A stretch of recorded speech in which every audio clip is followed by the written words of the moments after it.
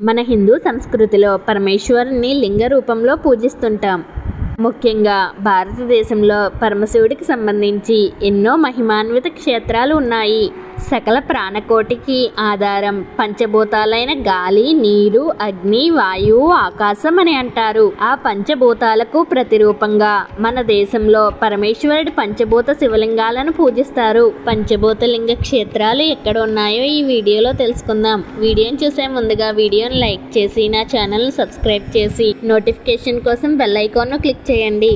పరమేశ్వరుని అతి పవిత్రమైన పంచభూత లింగాలలో ఆకాశలింగం ఒకటి. ఇది తమిళనాడులోని చిదంబరంలో ఉంది. ఇక్కడ లింగ దర్శనం ఉండదు. అందువల్లనే చిదంబర రహస్యం అనే పేరు వచ్చింది. ఈ క్షేత్రంలో స్వామి నటరాజస్వామిగా కొలువై ఉన్నారు. పంచభూత లింగాల్లో రెండవది పృథ్వీలింగం. పృథ్వీ అంటే నేల అని అర్థం.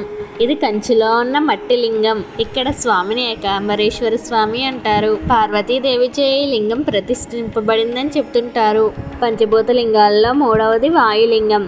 వాయువు అంటే గాలి. ఆంధ్రప్రదేశ్లోని శ్రీకాళహస్తీశ్వర స్వామి ఆలయంలోని లింగమే వాయులింగం.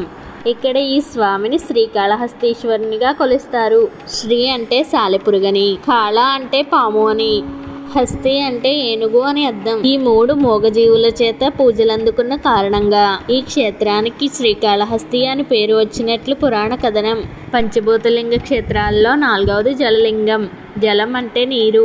తమిళనాడు రాష్ట్రంలో తిరుచికి 11 కిలోమీటర్ల దూరంలో జంబుకేశ్వర ఆలయం ఉంది. ఇక్కడ స్వామివారు జంబుకేశ్వరుడుగా పూజలు అందుకుంటున్నారు.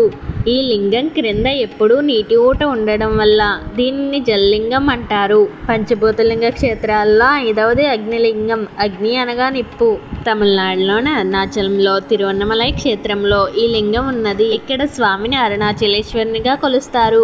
ఇవే పంచభూతలింగ క్షేత్రాలుగా ప్రసిద్ధి చెందిన 5 క్షేత్రాలు. ఇలాంటి మరిన్ని వీడియోలు చూడడం కోసం నా ఛానల్ని ఫాలో అవుతూ ఉండండి.